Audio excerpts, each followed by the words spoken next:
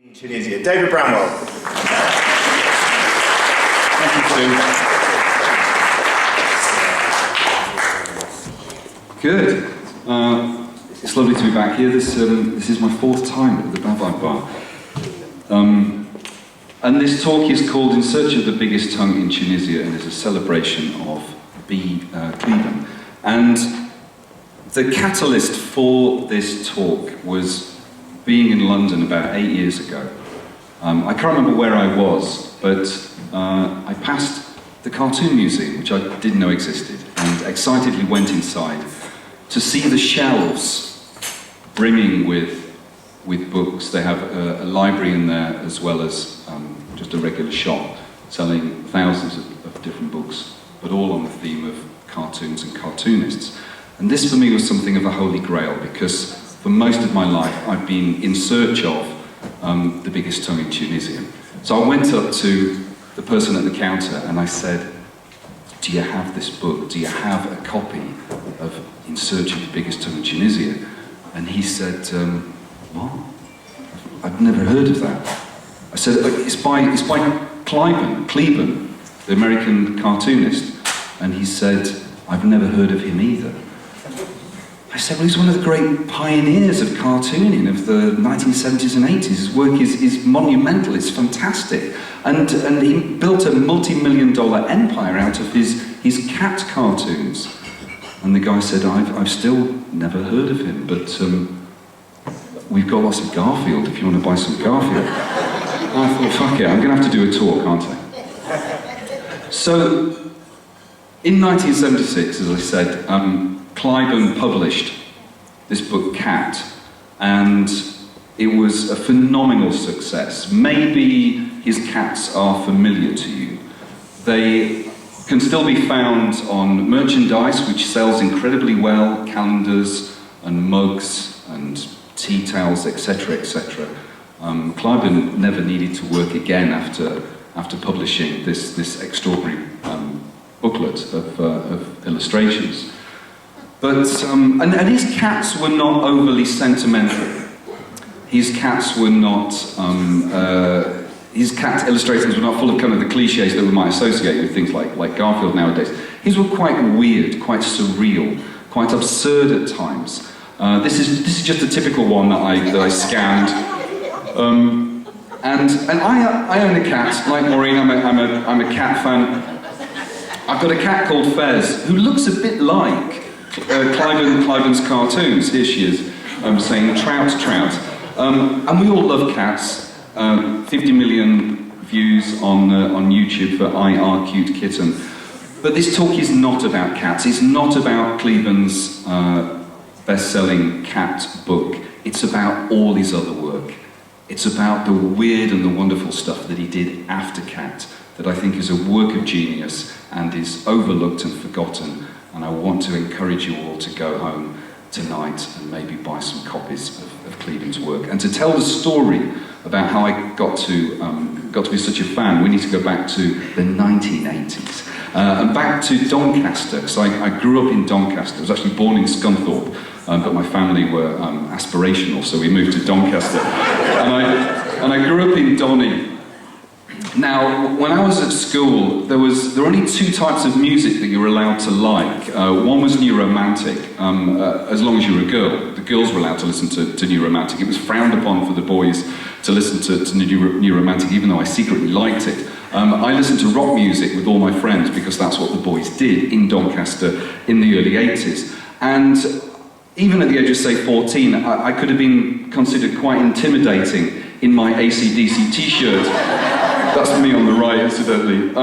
But despite being a sort of a hardened rock fan at that age, surprisingly, me and my friend Paul were quite nerdy, and we preferred to spend our time quoting Monty Python sketches than sort of drinking snakebite and getting into fights.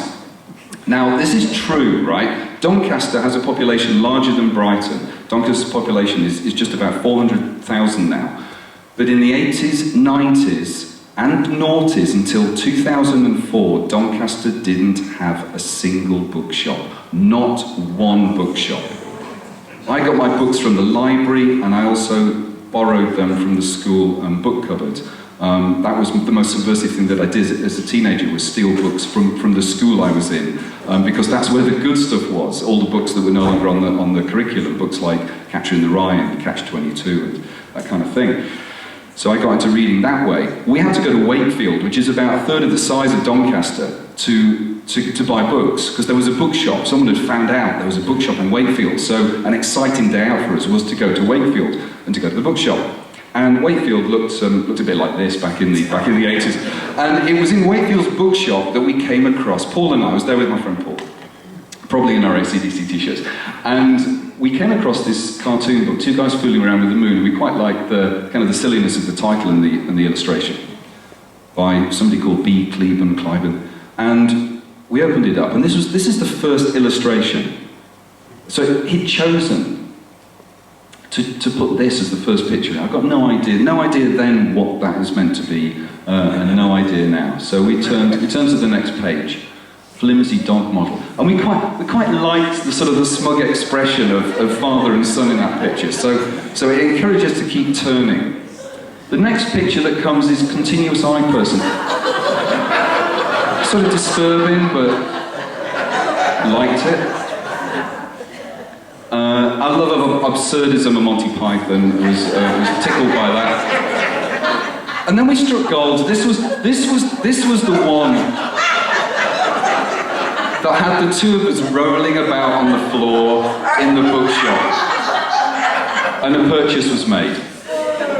And so Two Guys Fooling Around with the Moon became a Bible for me and my friend Paul. And you know what you're like as a teenager. You have those little secrets with your friends. The thing that only you and somebody else shares. And this book was a thing that Paul and I shared. And we quoted endlessly from it. Nobody else understood the quotes because it was our book, it was our secret. But the book was also full of things that we didn't understand at the time. Things that took years and years and years for the penny to drop. So, for example, Freud's first slip. I didn't know who Freud was at the age of 14, 15. Now the next one, I only discovered the absolute genius of this cartoon about 5 years ago. And the cartoon's called Downstairs at the Mormon Tabernacle. Now, I never understood this cartoon until I relatively recently, came across a photograph of the Mormon Tabernacle Choir, right? And when you know the size of the Mormon Tabernacle Choir, you realise what a brilliant piece of work that is. And as I said, Paul and I quoted heavily from this book, and so we'd go around, in the kind of nerdy schoolboy way, we'd go around saying things like, I go for a man in a thick suit, or, hey mister, you dropped your DNA. Not that pig. I wish I had a girl. And now let us pray. So, this book really was a really important part of our growing up. And at the age of 18, I decided that I needed to get away from these kind of grim industrial working towns that I'd grown up in, Scunthorpe and Doncaster. I decided to go to Coventry University, thinking it would look like this, but actually it looked like this. You remember the specials Ghost Town? This was just a couple of years after that song. Now, my music hero, so I still like a bit of rock, but I got into the indie scene at the age of 18. And the person who I really, really wanted to look like was Ian McCulloch from Echo and the Bunnymen. What amazing hair he had. How did he do that? I aspired to look like Ian McCulloch, but I didn't know about hair products at the time, so I just had this kind of fluffy round thing of hair which looked more like Beaky from the Muppets when I was at Cov, I said university, Cov Poly. I was at Cov Poly. And it was the great thing about going to a city like Coventry was that it had bookshops. I could buy books, and I discovered that I loved buying books and I loved reading. I didn't really know that until I moved to a place that had bookshops. And in the second-hand shops there, I found more work by Kliban. I found Tiny Footprints, which is a work of genius because there are no words in this collection of illustrations at all. And they're all so different, so imaginative, so creative, and so much fun. I love this one. That's Doncaster. For me, that's my childhood in Doncaster in an illustration. And Never Eat Anything Bigger Than Your Head, Whack Your Porcupine were also discoveries and purchases, thanks to Coventry's many bookshops. Now, when Paul and I first started giggling over Kliban's work, it was largely over the absurdity and the silliness and the Pythonesque humour. But as I got older and the more that I studied his illustrations, his cartoons, the more I got into the subtleties of the work. And I think there are some great subtleties and some great ambiguities about his work. Now, chapter 11, Lucille was secretly thrilled when Norman sucked her toaster, okay, is classic Kliban silliness, but it's the ungainliness of Norman and the faces, and Lucille's face, and Norman's face, and his hair. I love the detail within this. I love the detail of the faces of the callous sophisticates, particularly the two women in the middle. There's real genius, I think, in this. And his work, his style is varied within these many books. It's not just the same style and the same ideas you're coming across. You never know what to expect as you turn from page to page. So you can see there's a Robert Crumb influence. If those of you who know the illustrator Robert Crumb, I think in this one, Roger Wilker, there's no gag to it. It's a portrait. And his portrayal of Middle America, of everyday American people, can be both sardonic and tender, as the wagon of love breaks under the baggage of life. Shows us here there's something wonderful about this illustration, I think. Now, I was into music from a young age, started playing in bands when I was in Doncaster, and wanted to form a band in Coventry, and we were looking for a band name. And this is my first ever band photo. I'm actually smoking a fag in it. I turned to Kliban for inspiration for a band name, and it was a visit to the Spoon Museum in Never Eat Anything Bigger Than Your Head that inspired the name Spoon Museum. This is the very first flyer for our band at the TikTok in Coventry. So I was in Coventry for 4 years, and I was kind of growing tired of being in these grim northern places, and I came to Brighton for a weekend to see some gigs, and what a beautiful place it was compared to Coventry and Doncaster and Scunthorpe, and why would I ever go back? And this is an image, this is an idea of Brighton, but also let's not forget that the truth of Brighton is that it's not that different really to the places that I'd come from. And in fact, if you've been reading about the bin strike over the last few weeks, Brighton right now absolutely stinks. But it was in Brighton, when I first landed in Brighton in 1991, there was something like 30 bookshops, a lot of second-hand bookshops, and it was two-way books in Bond Street, I think it was, where I bought a copy of Luminous Animals, which is a beautiful collection of Kliban's work, and some colour illustrations in there as well. And it was, again, inspiration for a band name. So I moved to Brighton, and I formed a band. We needed a name, and so we called ourselves Luminous, after Luminous Animals. Luminous Animals contains one of my favourites by him, which is Completing the Transcontinental Enema. and there's a picture of Luminous, another band photo. Now, I wasn't the only person who was turning to Kliban for inspiration for band names, as I was to discover. Tim and Sue See the All Meat Puppets was the inspiration for I think they were on Sub Pop, one of the kind of label mates of Nirvana and other bands, and that was the Meat Puppets. And from this one of his, I mean, if there was time, I'd say let's have an audience vote and see if you can guess which one it was, but we haven't got time for that. It was Pornflakes, who are a very mediocre American rock band. Now, all of this time, I was searching for the Holy Grail, which was the biggest tongue in Tunisia, which was the one that I just couldn't find. When my friends were going around record shops and trying to pick up rare Smiths 12 inches, whatever, I was always looking for the Kliban. I was always on the search for this book in particular. and I was having no luck in finding it. Years passed. And so I wrote to the Scottish poet and musician Ivor Cutler. I don't know why I did it, but I must have heard on the radio or read somewhere that he was an avid collector of books and that he would give advice on where to get things. So I wrote to him. That's him on the right, and he wrote back to me. Remember, this is pre-internet. Well, this is 1995. I was going to say it's pre-internet days. It's very early days of the internet, and I think I'd read that he was a fan, maybe. And so he had recommended this bookshop in London that I go to that might have a copy, which they didn't. So I kept looking and I kept searching to no avail. Now, Kliban died in 1990, and I knew virtually nothing about him until reading his obituary in The Guardian, and then with the advent of the internet, being able to read about him online. But he was an incredibly private person. There's very little known about him. I also wrote to his wife as well, trying to see if I might be able to purchase some of the original artwork of his, but I never heard back.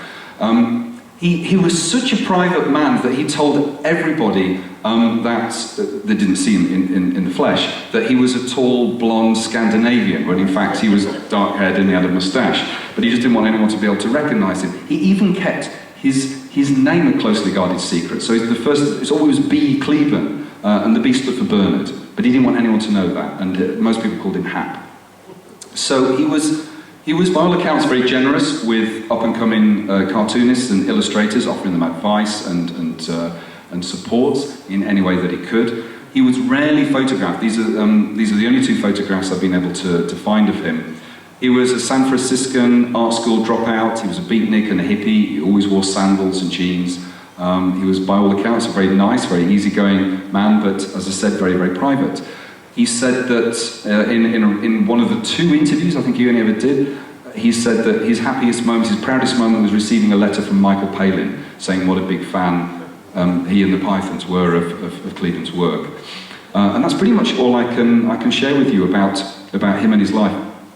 Now, he was courted by Hugh Hefner, from Playboy, and Hugh Hefner said to him, if you want to be the cartoonist for Playboy, you can. And so he was allowed to kind of run riot on the pages of Playboy with his absurd and weird ideas and illustrations. But maybe that's a good point for us to kind of pause and ask ourselves, how has the work endured over the decades in an age of woke questions about validity of the artwork and issues around the kind of things and ideas from decades ago. So I thought, well, let's have a look at some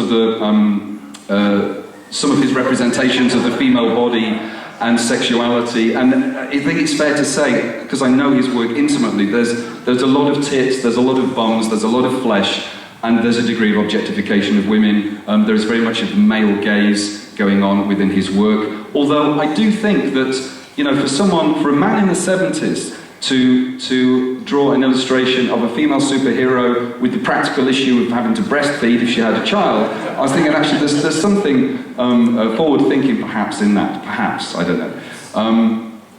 This one is wrong, I know, but I love this one. I love this picture. I know it's wrong. I think it's her face. She's just got to fuck you. This is going to take as long as it takes. Kind of.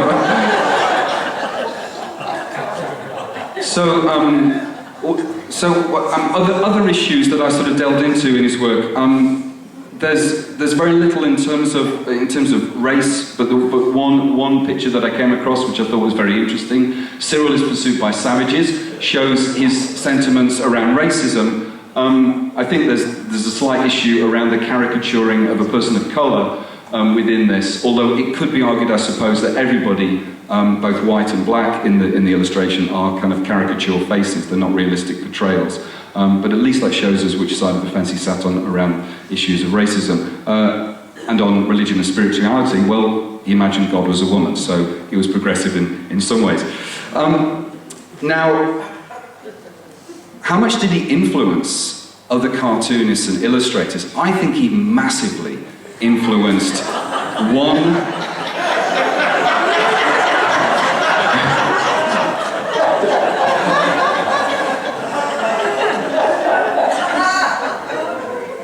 think does anyone like to suggest who I'm thinking of when I say that Kliban, Gary Larson? Okay, this is a classic Gary Larson style cartoon, but Kliban came years and years and years before Larson. So I'm sure that Larson was indebted to some of the work and ideas. But there's such a broader spectrum of ideas within Kliban's work, and that's not to denigrate Larson, because I think Larson was a genius too.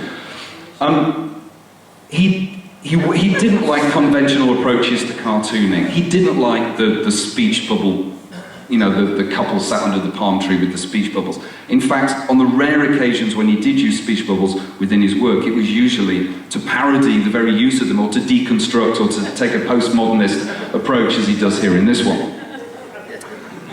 He was exceptional at these kind of absurd and sort of deadpan style illustrations, which I think are very common amongst kind of greeting card industry these days. Now, I was in France a few years ago and went to an art exhibition, and I came across this illustration. And it was sort of nagging me that I felt like it was familiar, and I went back through my Kliban and I found Genitals of the Universe, and I thought, is it just me? I mean, I just thought there's some kind of I thought there was something in kind of the shapes and the look of these in relation to these could be there could be elements of genitalia about this. Anyone know who drew this? That's Picasso. Okay, so I mean we're finding Picasso influencing Kliban influencing Larson. I only came across this today, and this is in, well, I'm not going to say actually what he said, but this is very unusual sort of style for Kliban, but again it just shows the diversity of his work, and it reminds me a little bit, because of the heavy marking on it and the darkness and density of these, it reminds me a little bit of Edmund Gorey, or certainly the technique which Edmund Gorey used within his illustrations. So all of this work was generated in the 70s and the 80s, and Kliban's cats continue to thrive through various types of merchandise. They still sell today. There'll be a 2022 calendar with Kliban's cats on a guarantee it for sale. Probably bigger sales in America than here, but still incredibly popular. As for the books, as for the really good stuff, it can sell for as little as 1p on Amazon, as little as a penny. So if any of these have entertained you or given you some sense of curiosity, you're not going to be spending a lot of money in obtaining some of his work. So why is it that Kliban is forgotten as an artist, as a creative, as an illustrator? Because the work really is extraordinary. And I wonder if maybe it's to do with fashion. And Grayson Perry in his Wreath lectures a few years ago said, artistry, craftsmanship have become dirty words in the art world. What kind of illustration and cartooning do we popularise? Well, it's stuff like this. It's stuff like modern toss, or it's stuff like David Shrigley. Now, I don't want to offend anyone who's a fan of either of those, but for me, there is a place for this work. I do think that it is largely greeting cards and tea towels, if I'm honest. The problem that I have with it is it doesn't bear returning to. When you've seen it, when you've got the joke, there's no need to return. There's nothing beautiful or craftsmanlike about these illustrations. They're deliberately very crude. And there's very little ambiguity around them as well. So when you've seen it and it's made you laugh or made you think, that's it, you're done with it, you put it to one side. You wouldn't want to hang it on your wall. You wouldn't want a book of it. I wouldn't want a book of it anyway, we go through it. Kliban, on the other hand, there's always ambiguity, there's always delight to be found in his work. So just comparing this to this, I love The Unfortunate Child. There's so much to enjoy about this one. It's, again, the look of kind of haughty superiority amongst mother and daughter as they pass the unfortunate child with an ice cream somehow buried into the side of his head and his hands going around like propeller blades. I love it. I just love this. And there are all these themes that crop up in his work as well. So there's one of the themes is the doomed story, which it's chapter 1, it's already gone to shit. Everybody kills each other. But the little detail, like the fact that we get a name for the cat, and that everyone in the picture is killing each other simultaneously. And this is absolutely one of my favourites of his, because there's so much to like in this. Nobody says anything to anybody. Chapter 1. You've got Carl and Carl without trousers on for no good reason. What the hell is going on with Melanie? Again, the ungainliness of Monroe on his hands and knees, poor old Xavier kind of staring out the door into space, and sort of the vampish, tragic Sis. I just think this is an extraordinary piece of work. And I love the craftsmanship in this, and I love the narrative within the bigger picture of it, but also all of the individuals. I think his work is so superior and sadly neglected. And another thing about his work as well is this is a screen grab from a fan's website where they've actually graded Kliban's work in order of difficulty. Because it isn't all, like a Larson, you're not going to get ambiguity around Larson's work. In fact, there's that beautiful book where he writes about his technique and about his failures. And he says, if I did a cartoon and people didn't quite understand what the joke was, I'd consider it a failure. Whereas Kliban's not playing for laughs. Sometimes he's playing for laughs, sometimes he's playing for absurdity, and sometimes you just don't know what the hell is going on. And that breadth of ideas is what keeps the work fresh for me. So, low difficulty to high difficulty. Let's look at the low difficulty picture from Tiny Footprints. Sensitive persons in area. I mean, this is a dig at pretentiousness and high art. We get it. You've got the All-American Family, and you've got the sensitive artists in there. So that's easy to understand. So we go back to the list. Tail, high difficulty. So this is the picture in question. No one really has been able to decipher what Kliban was getting at, if he was getting at anything at all in this picture. We don't know. Why is the guy biting his tail? Why do people have tails? Why is the guy warning him?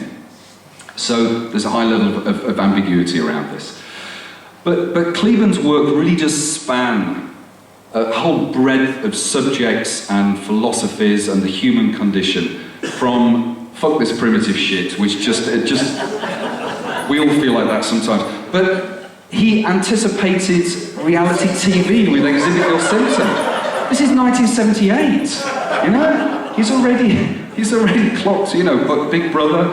And the way that he parodies things is not straightforward, okay? So if he's parodying commerce and business and economics, this is his approach. I mean, that's sophisticated humour, I think. This too, he's very cynical about advertising, but not in a straightforward way. I love this. The only this again is, I don't know. It makes me think of people like Stuart Lee. Sometimes there are certain comedians or certain styles of art that we create which are quite nihilistic and bleak and deconstructionist, and I feel like he kind of anticipated this with this. He parodies religion. He has a pop at pretentiousness. He parodies himself. Now the next picture I want to show you I think is something really interesting about Kliban, is that he never, with the exception of this illustration, he doesn't name anybody or anything relating to his time, relating to, say, celebrity or art, culture, etc. He really keeps things quite ambiguous in terms of, so for instance, the business on parade, that picture works across generations, across time. He's not referencing anybody in particular. Nixon is the only person he directly references with this Nixon monument. The next picture that I show is much more typical of Kliban's cynical humour around politics and around, particularly around American politics. Dirty fat person sits on president's face. That's classic Kliban, and that can apply across generations. But as I said, there could be a tenderness, a philosophical tone to his work. In this one, no loitering, or in this one, wasted and useful lives. And let's not forget also, sometimes he could just be playing silly with things like Turkish vibrating soup.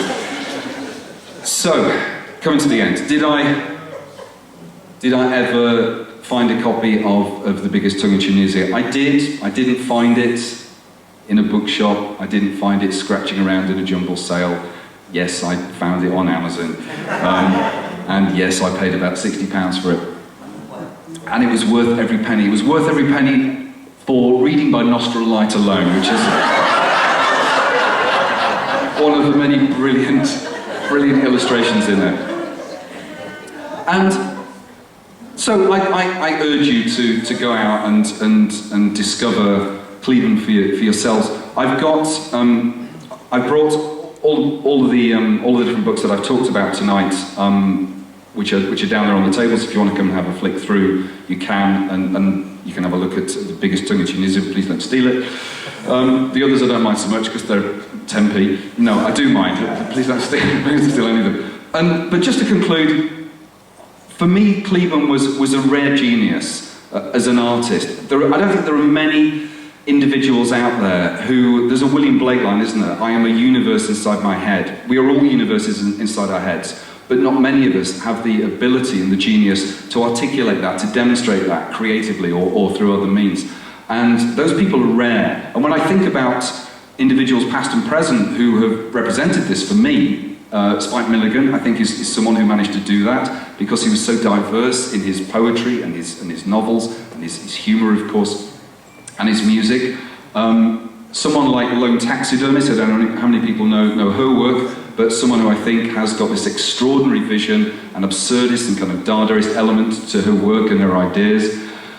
Ivor Cutler, who I mentioned earlier on, the Scottish poet and humorist who was one of a kind, and this sort of playful silliness and creativity within his work. And the musician Sun Ra. Sun Ra just created a whole universe out of his music and his ideas, also believed that he was born on Saturn. He was one of a kind. So all of these people, I think they're rare, we should really cherish them. And Kliban, I think, sadly has been overlooked, and we should cherish his work. Because what he did was he managed kind of to take the world and turn it upside down and make fun of it at the same time. And like the physical universe itself, Kliban's work is still full of ambiguity and great mysteries, like this. Thank you very much for listening. Thank you, Tim, for having me.